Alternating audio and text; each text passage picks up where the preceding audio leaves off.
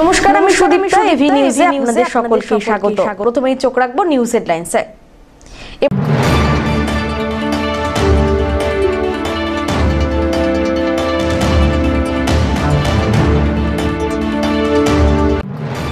Government pensioners অ্যাসোসিয়েশনের জলপাইগুড়ি শাখার ৩৭তম বার্ষিক সাধারণ সভার আয়োজন হল।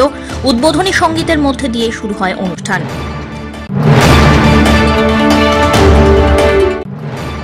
বজ্রাঘাতে মৃত্যু বিএসএফ জওয়ানের ঘটনায় শোকের ছায়া এলাকা জুড়ে। ঘটনাস্থল পরিদর্শনে এলেন বিএসএফ এর ডিআইজি।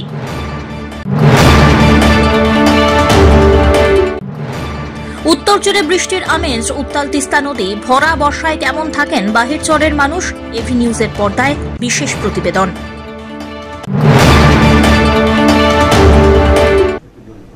এবার আসছে বিস্তারিত সংবাদ। গভর্নমেন্ট পেনশনার্স অ্যাসোসিয়েশনের জলপাইগুড়ি শাখার ৩৭তম বার্ষিক সাধারণ সভা হয়ে গেল। রবিবার জলপাইগুড়ি নেতাজি সুভাষ ফাউন্ডেশনে এই সভার আয়োজন হয়। উদ্বোধনী সঙ্গীত, অতিথিদের বরণ, সম্পাদকীয় প্রতিবেদনের মাধ্যমে বার্ষিক সভা শুরু হয়। এদিনের সভায় পেনশন সংক্রান্ত বিভিন্ন বিষয় নিয়ে বিস্তারিত আলোচনা করলেন উপস্থিত ট্রেজারি আধিকারিক সহ অ্যাসোসিয়েশনের নেতৃত্বরা।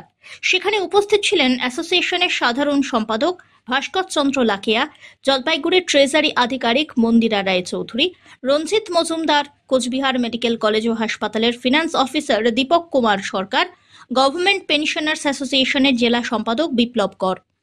তিনি বলেন, আগামী দিনের রূপরেখা কি হবে সেই বিষয় সহ পেনশনার্সদের দাবি দাওয়া নিয়ে আলোচনা হলো।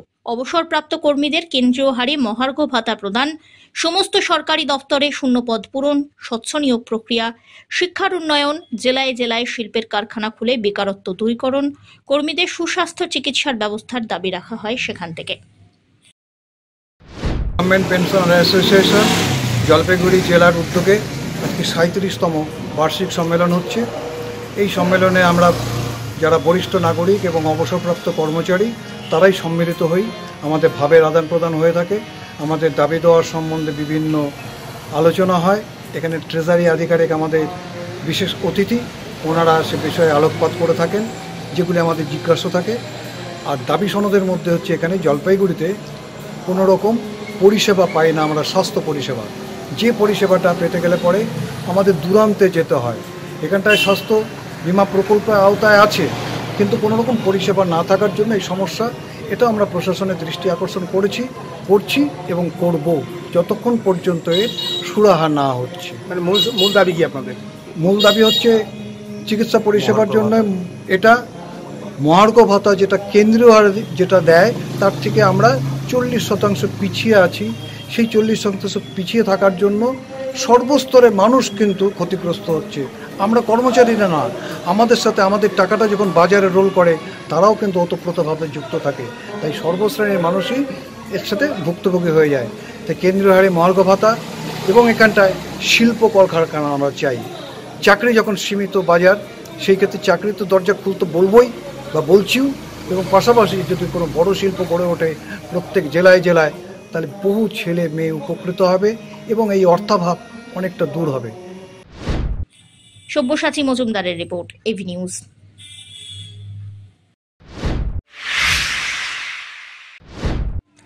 বজ্রাঘাতে মৃত্যু হলো এক বিএসএফ জওয়ানের।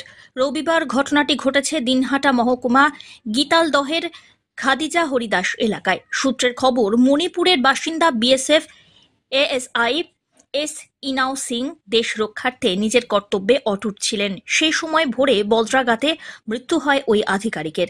এই ঘটনায় নেমেছে গভীর শোকের ছায়া। বিএসএফ আধিকারিকরা এসে জওয়ানকে উদ্ধার করে নিয়ে যান। খবর পেয়ে ঘটনাস্থল পরিদর্শন করেন বিএসএফ এর ডিআইজি জে.এস. ধালিওয়াল এবং সঙ্গে ছিলেন ৯০ নম্বর ব্যাটালিয়নের সিও বিজয় কুমার সহ বিএসএফ অন্যান্য আধিকারিকরা। 4:30-4টার সময় বিদ্যুৎ চমকানোর পরে এখানে একটা আওয়াজ হলো। আওয়াজ হওয়ার পরে আমরা মোটামুটি 5টা এবং 5:30টার টাইমে এইখানে নদীর কিনারায় আসলাম। আসি দেখি এখানে কয়েকজন লোক দাঁড়িয়ে আছে। দাঁড়িয়ে থাকার পরে আমরা ভাবলাম এখানে কিছু না কিছু একটা ঘটনা ঘটেছে। ঘটার পরে এক আহরতকে জিজ্ঞাসা করলাম কি আছে ওখানে। ওই আহরত বলল বলে এখানে বিদ্যুৎ চমকা বা বজ্রাঘাত হয়ে এইখানে পুলিশ কনস্টেবল বিএসএফ মারা গেছে। গেলাম ওখানে যায় দেখি যে লৌকো মাঝি আছে ওখানে, অন্য কোনো বিএসএফ নাই। তারপরে ওয়ারলেসের দ্বারায় বা ফোনাফোন করি দেখলো, দেখার পরে অনেক বিএসএফ এখানে আসলো। আসার পরে আমরা কয়েকজন গ্রামবাসী সহ ওই বিএসএফ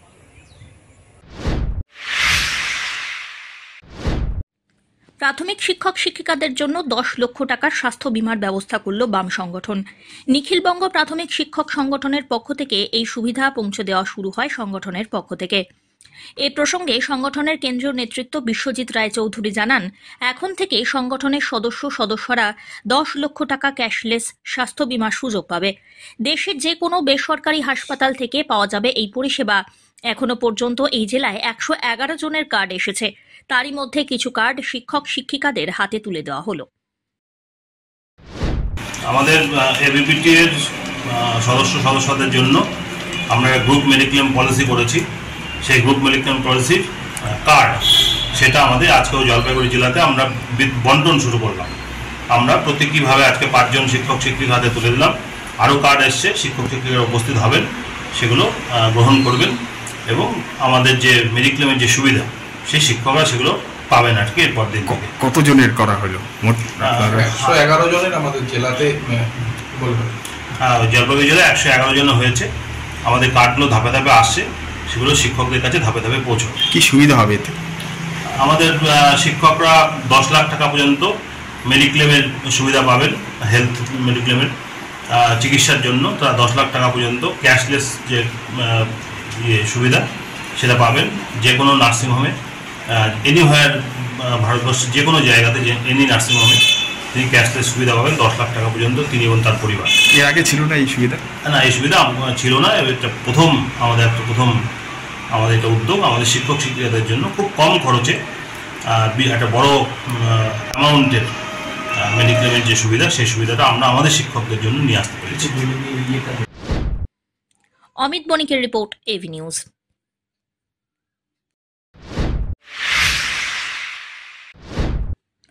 নিয়ন্ত্রণ হারিয়ে তিস্তা ক্যানেলে পড়ে গেল ডাম্পার।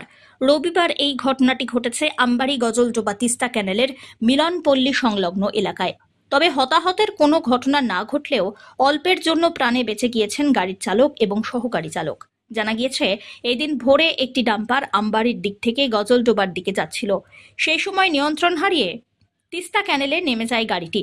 খবর পেয়ে ছুটে আসে ভোরের আলো থানার পুলিশ। গাড়িটিকে উদ্ধার করে থানায় নিয়ে যাওয়া হয়। দেখুন, রাত্রেবেলা বৃষ্টি হয়েছিল প্রচুর, ঠিক আছে। গাড়ি তো ধরো সারা রাত চলে, গাড়ি সে ঘুমের অবস্থায় হয়তো গাড়ি একদম চলে গেছে নদীতে। কি হলো এখানে? কি হয়েছে এখন? এখন কিছু হয় না, এখন তুলবে। এখন গাড়িটা কোথায় পড়ছে? চালান একদম। কারো কোনো কিছু হয়েছে? হয়নি, কিছু হয় না। ড্রাইভার খালাসি সবই ঠিক আছে। কোন জায়গা এটা? এই জায়গার নাম হচ্ছে মিলনপল্লী গজলডোবা ঘুরে গেল থানা। বললাম গাড়ি তো কেমন রাপ চালায় এখানে? প্রচুর রাপ চালায়, প্রচুর। হ্যাঁ, প্রচুর রাপ চালায়। আপনারা কি স্থানীয়? হ্যাঁ, স্থানীয় বাসিন্দা। কতটা কিভাবে আপনারা যাতায়াতের ক্ষেত্রে অসুবিধা হচ্ছে খুব। আপনারা কি চাইছেন?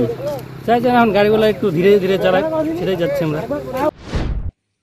রাজগঞ্জ থেকে সুস্মিতা চন্দ্রের রিপোর্ট, এভি নিউজ।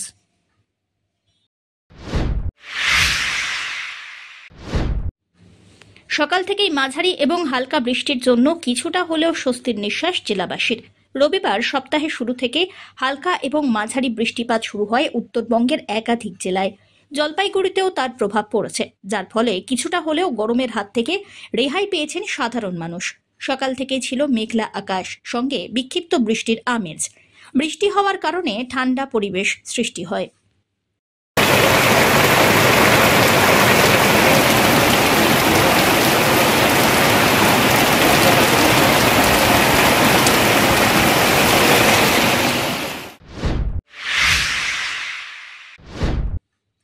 একটি গাছ একটি প্রাণ, এই স্লোগানকে সামনে রেখে জলপাইগুড়ির আদি নিউ টাউন পাড়া দুর্গাপুজো কমিটির পক্ষ থেকে বৃক্ষরোপণ কর্মসূচি পালিত হলো।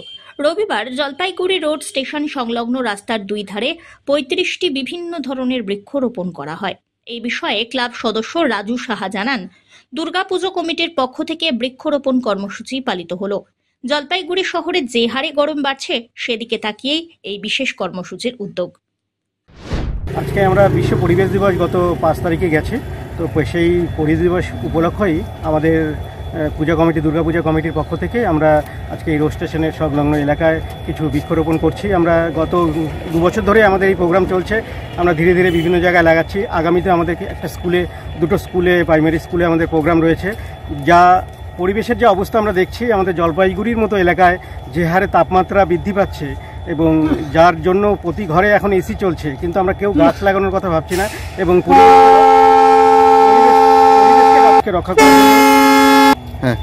পরিবেশকে রক্ষা করার জন্য আমাদের প্রত্যেক উচিত, সবাইকে এগিয়ে আসা উচিত। আমাদের ক্লাবের প্রত্যেক সদস্য রয়েছে, আমাদের সিনিয়র জুনিয়র সবাই মিলে আমরা প্রতি বছরই আমরা এই প্রোগ্রামটা করছি। মূলত এখানে কি কি গাছ রয়েছে? এখানে মূলত রয়েছে মেহগনি গাছ রয়েছে, সেগুন রয়েছে, আকাশমণি রয়েছে, বকুল রয়েছে। পিনাকি শিলের রিপোর্ট, এভি নিউজ।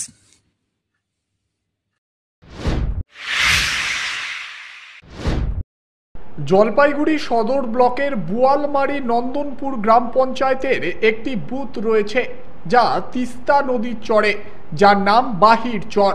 বর্ষাকালে নৌকায় একমাত্র ভরসা এই চরের সাথে যোগাযোগ রক্ষার। ইতিমধ্যেই বর্ষার মরশুম শুরু হয়েছে। জীবনের ঝুঁকি নিয়ে উত্তাল তিস্তা নদী নিত্যদিনই পারাপার করতে হচ্ছে বাসিন্দাদের। প্রায় 2000 মানুষের বসবাস বাহির চরে। মূলত কৃষিকাজ ও পশুপালন তাদের প্রধান জীবিকা। নৌকা চালক রঞ্জিত মল্লিক জানান, জীবনের ঝুঁকি নিয়ে নদী পারাপার করতে হয় এখানে। সব্যসাচী মজুমদারের রিপোর্ট।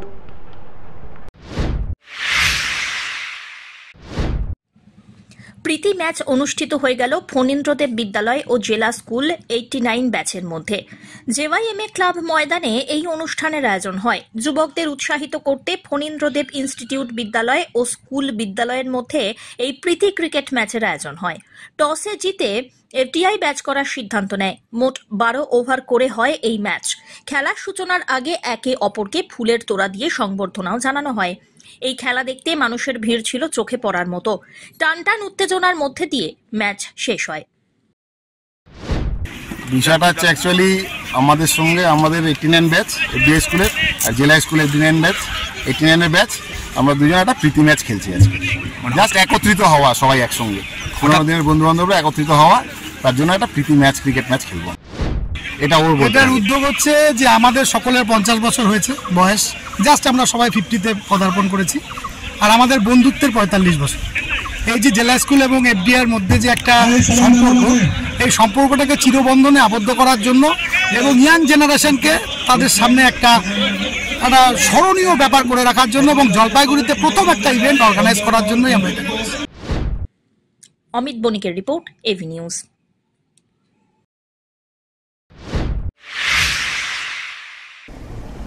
শেষ করবার আগে নিউজ হেডলাইন্স আরো একবার।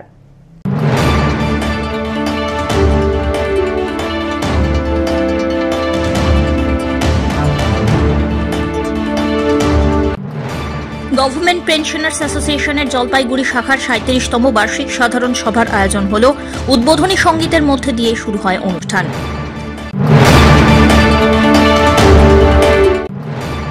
বজ্রাঘাতে মৃত্যু বিএসএফ জওয়ানের ঘটনায় শোকের ছায়া এলাকা জুড়ে। ঘটনাস্থল পরিদর্শনে এলেন বিএসএফ এর ডিআইজি।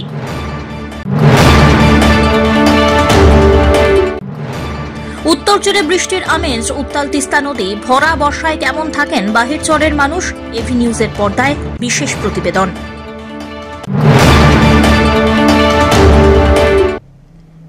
এখনকার মতো এভি নিউজ এ পর্যন্তই। পরবর্তীতে আসছি আরো সংবাদ নিয়ে। দেখতে থাকুন আমার ভিশন। নমস্কার।